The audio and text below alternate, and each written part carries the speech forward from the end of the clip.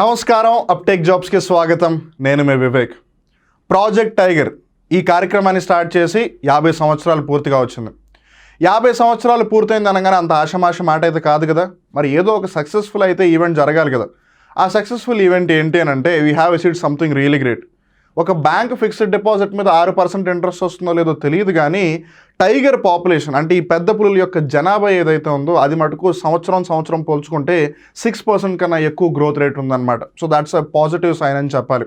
So మీరు ఇక్కడ గ్రాఫ్ని జాగ్రత్తగా గమనించినట్టయితే 2006వ సంవత్సరంలో కేవలం మన భారతదేశంలో ఆన్ అండ్ యావరేజ్గా 1411 పులులు ఉంటే 2022వ సంవత్సరం అంటే ఒక 16 ఏళ్ల గ్యాప్లో 3682కి చేరింది. సో ఆల్మోస్ట్ దగ్గరగా 2000కి పైగా పులుల సంఖ్య పెరిగింది. దాట్స్ అ గ్రేట్ అచీవ్మెంట్ అని చెప్పాలి. సో డెఫినెట్గా కన్సిడరింగ్ ఇండియా యొక్క నేషనల్ యానిమల్ టైగర్ కాబట్టి, ప్రాజెక్ట్ టైగర్ స్టార్ట్ చేసి 50 ఇయర్స్ అవుతుంది కాబట్టి, అలానే టైగర్ పాపులేషన్ కూడా కన్సిడరబుల్గా పెరుగుతుంది కాబట్టి, అలానే వరల్డ్లో ఎన్నైతే టైగర్స్ ఉన్నాయో దాంట్లో 75% ఆఫ్ ద టైగర్ పాపులేషన్ ఇండియాలోనే ఉంది కాబట్టి this becomes very very important. So దీనికి సంబంధించిన పూర్తి విషయాలు ఇప్పుడు మనం డీటెయిల్గా తెలుసుకుందాం.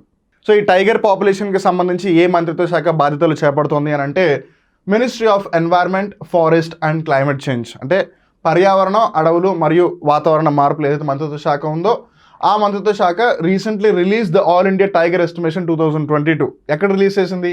Corbett tiger reserve. ఇది ఎక్కడ ఉంది? ఉత్తరాఖండ్లో ఉందన్నమాట. సో ఇది ఏ రోజున రిలీజ్ చేసింది? That is also something which is very important. Global tiger day రోజు. సో గ్లోబల్ టైగర్ డేని ఏ రోజున జరుపుకుంటారు అంటే 29th జూలై. అలానే ఈ ప్రాజెక్ట్ టైగర్ మనం ఇందాక అనుకున్నాం కదా, ఇట్ హ్యాస్ కంప్లీటెడ్ 50 ఇయర్స్ అని. 1 ఏప్రిల్ 1973. ఏప్రిల్ 1 అనగానే మనకి ఎలాగో ఫూల్స్ డే గుర్తొస్తుంది కదా, సో అలా గుర్తుపెట్టుకోండి. సో April 1, 1973 ప్రాజెక్ట్ టైగర్ని లాంచ్ చేశారు. So now we're already into August 1, 2023 as well. So 50 years already complete అయిపోయింది. సో ప్రతి పులి కూడా అని అరుస్తూ ఉన్నాయన్నమాట. అఫ్కోర్స్ నేను పులిలా గాండ్రించట్లేదు, జస్ట్ ట్రై చేస్తాను. And in fact no one can do that.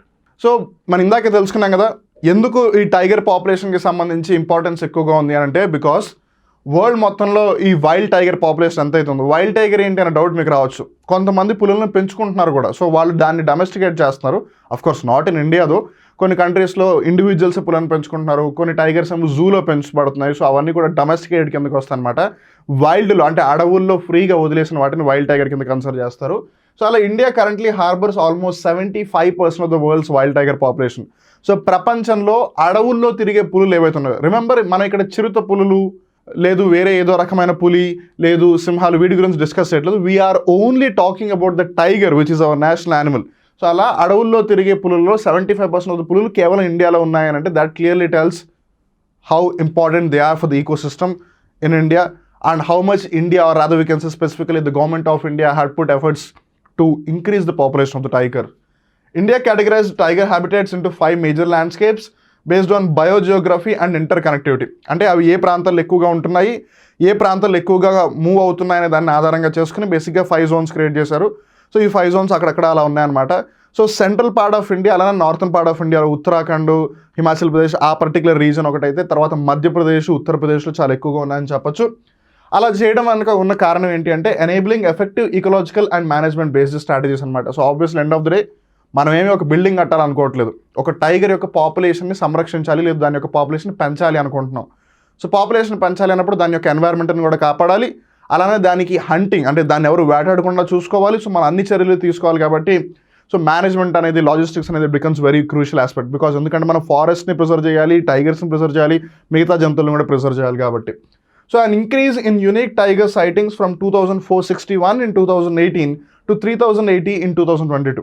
Even మీరు గడిచిన 4 సంవత్సరాలు చూసుకున్నా సరే 2,461 2018లో ఉందంట పాపులేషన్.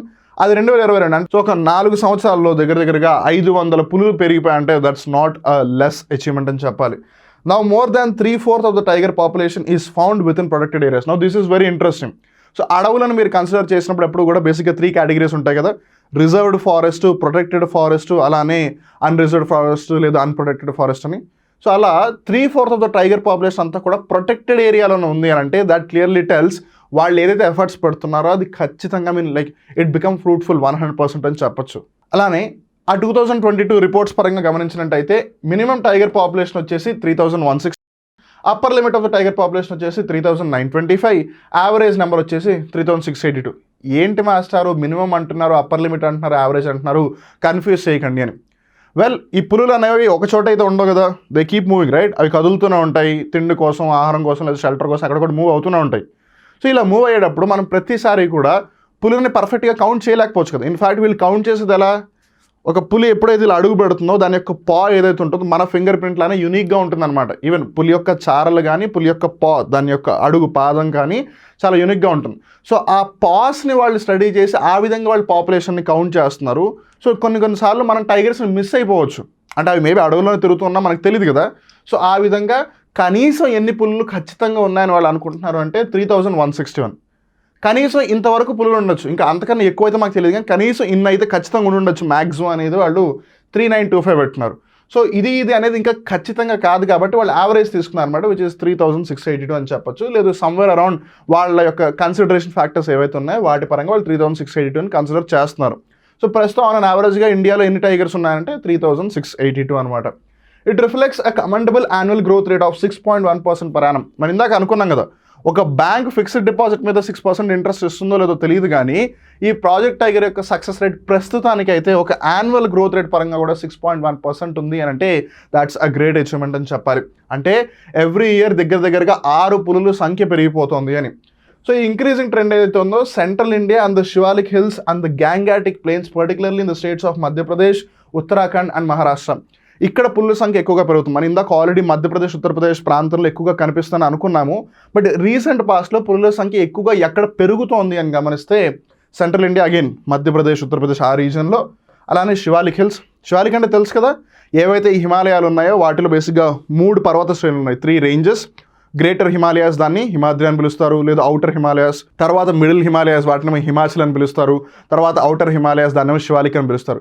సో ఈ శివాలిక్ పర్వతాల యొక్క అడుగులు ఏవైతే ఉన్నాయో, అడుగులు ఇన్ ద సెన్స్ నాట్ ఈ అడుగులు, దాని యొక్క ఫుట్ హిల్స్ ఎక్కడైతే లోవర్ పార్ట్ ఉందో అక్కడ ఎక్కువగా కనిపిస్తున్నాయి. అలానే గ్యాంగాటిక్ ప్లేన్స్, అంటే గ్యాంగాటిక్ ప్లేన్స్ అంటే ఈ గంగానది ద్వారా ఏదైతే ఒక మైదానం ఏర్పడిందో దాన్నంతా గ్యాంగాటిక్ ప్లేన్స్ అంటారు. సో ఉత్తరప్రదేశ్ రీజియన్ మొత్తం కూడా మనం గ్యాంగాటిక్ ప్లేన్గా కన్సిడర్ చేయొచ్చు. సో రాష్ట్రాల పరంగా అయితే మధ్యప్రదేశ్, ఉత్తరాఖండ్ అలానే మహారాష్ట్ర రాష్ట్రాల్లో పాపులేషన్ ఎక్కువగా కనిపిస్తుంది మనకి, లేదు పెరుగుతుందని చెప్పొచ్చు. బట్ కొన్ని రాష్ట్రాలు దీని యొక్క ట్రెండ్ తగ్గిపోతుంది, అంటే ఎక్కువగా సైటింగ్స్ కానీ పాపులేషన్ పరంగా కానీ తగ్గుదలలో ఉన్నది ఎక్కడ అంటే Western Ghats. It has experience localized declines in the tiger population. So Western Ghats అంటే ఏంటి, పశ్చిమ కనుమలు, మహారాష్ట్ర తీర ప్రాంతం అవ్వచ్చు, లేదు గోవా తీర ప్రాంతం అవ్వచ్చు, కర్ణాటక తీర ప్రాంతం అవ్వచ్చు, అక్కడ మెల్లిమెల్లిగా టైగర్ పాపులేషన్ అనేది తగ్గిపోతుంది అనమాట. సో మనం ఇంక్రీజింగ్ ట్రెండ్ అయితే చూసాం, కానీ పాపులేషన్ పరంగా ఏ రాష్ట్రాల్లో ఎక్కువగా పులుల జనాభా ఉంది, ఏ రాష్ట్రం తక్కువ జనాభా ఉందని గమనిస్తే ఎక్కువ జనాభా ఉన్నది మధ్యప్రదేశ్, తర్వాత ఏమో కర్ణాటక 563, తర్వాత ఉత్తరాఖండ్ 560, తర్వాత మహారాష్ట్ర 444. తక్కువ జనాభా ఏ రాష్ట్రాల్లో ఉంది అని అంటే మిజోరాం, నాగాలాండ్, జార్ఖండ్, గోవా, ఛత్తీస్గఢ్, అరుణాచల్ ప్రదేశ్. సో బేసిక్గా మిజోరాము, నాగాలాండ్, అరుణాచల్ ప్రదేశ్ ఈ 3 కూడా ఈశాన్య ప్రాంతంలో ఉన్న రాష్ట్రాలు. అలానే గోవా చిన్నదే అని మనం ఆల్రెడీ తెలుసుకున్నాం, పశ్చిమ కనుమల్లో జనాభా తగ్గిపోతుందని. సో గోవా అక్కడ వస్తుంది. అండ్ జార్ఖండ్, ఛత్తీస్గఢ్లో పెద్దగా లేదు. మరి ఆబ్వియస్లీ ఈ పులులను సంరక్షించడానికి టైగర్ రిజర్వ్స్ అని, లేదు ఇన్ జనరల్గా wild life sanctuaries, national parks ఉంటూనే ఉంటాయి కదా. సో ఆ విధంగా ఏ టైగర్ రిజర్వ్లో టైగర్స్ ఎక్కువగా ఉన్నాయని గమనిస్తే జిమ్ కార్బెట్లో అత్యధికంగా 260, తర్వాత బందీపూర్ నేషనల్ పార్క్ 150, తర్వాత నాగర్హోలే 141, బాంధవ్గఢ్ 135, దుధ్వా 135, ముదుమలై 114, కాన్హా 105, కాజీరంగా 104, సుందర్బన్స్ 100, తాడోబా 97, సత్యమంగళం 85, పెంచ్ టైగర్ రిజర్వ్ 77. సో ఈ విధంగా ఈ టైగర్ రిజర్వ్స్లో ఇన్ని పులులు ఉన్నాయని చెప్పొచ్చు. అండ్ రిమెంబర్ కొన్నిసార్లు ఒక రిజర్వ్లోంచి అది ఇంకో రిజర్వ్లో కూడా ఎంటర్ అయిపోవచ్చు అనమాట. But end of the day మనం ఆల్రెడీ తెలుసుకున్నాం కదా, వాళ్ళు 5 రీజన్స్ ఐడెంటిఫై చేశారు, దాని ఆధారంగా కౌంటింగ్స్ అన్ని కూడా జరుగుతున్నాయి. ప్రాజెక్ట్ టైగర్ పరంగా టైగర్ పాపులేషన్ పెరిగింది, that's a great achievement. But even then మనం చేయాల్సింది ఇంకా చాలా ఉంది. ఎందుకంటే approximately 35% of the tiger reserves urgently require enhance protection measures. So already ఉన్న ఏవైతే టైగర్ రిజర్వ్స్ ఉన్నాయో దే ఆర్ డూయింగ్ వెల్. మన దగ్గర ఆల్రెడీ డిస్కస్ చేసాం, దుధ్వా అవ్వచ్చు, పెంచ్ అవ్వచ్చు, కార్బెట్ అవ్వచ్చు, బందిపూర్ అవ్వచ్చు, బాంధవ్గఢ్ అవ్వచ్చు, ముదుమలై అవ్వచ్చు, ఇవన్నీ ఆల్రెడీ బాగానే పర్ఫామ్ చేస్తాయి. But there are various other tiger reserves which are like into the 35%. వాటికి ఇప్పటికిప్పుడు తక్షణంగా మనం చర్యలు తీసుకుని తీరాలన్నమాట. Habitat restoration, ungulate augmentation and subsequent tiger reintroduction. అంటే ఒకప్పుడు టైగర్ అక్కడ ఉండేది, బట్ ఇప్పుడు లేదు. అవి ఎక్కడైతే ఎక్కువగా ఉంటాయో, ఎలాంటి ప్రాంతాల్లో అయితే ఎక్కువగా ఉంటాయో వాటిని మనం మళ్ళీ తిరిగి కాపాడాల్సిన ఆవశ్యకత అంతే ఉందని చెప్పొచ్చు. సో వీటికి సంబంధించి మనం ఏం చేయగలం అంటే, ఫోర్టిఫైయింగ్ ప్రొటెక్టెడ్ ఏరియా మేనేజ్మెంట్ అంటే ఎక్కువగా మనం ఇందాక తెలుసుకున్నాం కదా, ప్రొటెక్టెడ్ ఏరియాస్లోనే టైగర్లు ఎక్కువగా కనిపిస్తున్నాయని. ఆ ఏరియాని మనం ఫోర్టిఫై చేయాలి, అంటే ఆ పులులు అక్కడి నుంచి బయటికి రాకుండా మనం కాపాడగలగాలి. అట్ ద సేమ్ టైం మనుషులు దాని లోపలికి ఎక్కువగా వెళ్లకుండా చూసుకోవాలన్నమాట. Intensifying anti poaching measures. కొంతమంది ఉంటారులే, తెలివి తక్కువ వాళ్ళు తెలివి ఎక్కువ వాళ్ళు తెలియదు, కానీ కొంతమంది ఉంటారు వాళ్ళు నిజంగానే దరిద్రులు అని చెప్పాలి. మనుషుల్ని చంపడం, జంతువుల్ని చంపడం వాళ్ళకి రెండు ఒకటే. సో ఇలా చంపి ఏం చేస్తారంటే బేసిక్గా ఇలా చర్మాలు తీసేసి అమ్మేస్తూ ఉంటారు అనమాట, వివిధ దేశాలకు అమ్మేస్తుంటారు. ఒక జంతువు చర్మం పెట్టుకుంటే వాళ్ళకి ఏమొస్తుందో తెలియదు మరి. Employing scientific thinking and technology driven data collection. Obviously ఏ పులి ఎక్కడ ఉంది, దాని పరిస్థితి ఏంటి, దాని ఏజ్ ఏంటి, దాని హైట్ ఏంటి, వెయిట్ ఏంటి, ఇలా మొత్తం అన్ని డేటా మన దగ్గర ఉండాలి. అలానే జీపీఎస్ లొకేషన్ ట్రాకర్స్ ఏవైతే ఉన్నాయో అది ఇంకా ఎక్కువగా ఉంటే బెటర్, ఎందుకంటే ఆల్రెడీ దొరికిన వాటికి ఆల్రెడీ వాళ్ళు జీపీఎస్ ట్యాగ్స్ వేస్తున్నారు, సో దట్ దాన్ని మూవ్మెంట్ వాళ్ళు అబ్జర్వ్ చేయొచ్చు అనమాట. అలానే addressing human wild life conflict. Obviously కొన్నిసార్లు ఎస్పెషల్లీ వైల్డ్ లైఫ్ టూరిజం అనో లేదు మనం చేసే డెవలప్మెంటల్ యాక్టివిటీస్ వల్ల కొన్నిసార్లు మనం అడవుల్లోకి వెళ్ళిపోతున్నాము, కొన్నిసార్లు అడవుల నుంచి జంతువులు మన దగ్గరికి వచ్చేస్తున్నాయి. సో ఇలా హ్యూమన్ వైల్డ్ లైఫ్ ఏదైతే కాన్ఫ్లిక్ట్ ఉంటుందో దాన్ని మనం ఎంత తగ్గించగలిగితే అంత మంచిది. అందుకే పని పాట లేకుండా అడవుల మీద పడడం మంచిది కాదు. మనం ఉన్న ఏరియానే ప్రాపర్గా ప్లాన్ చేసి ఉండాలి.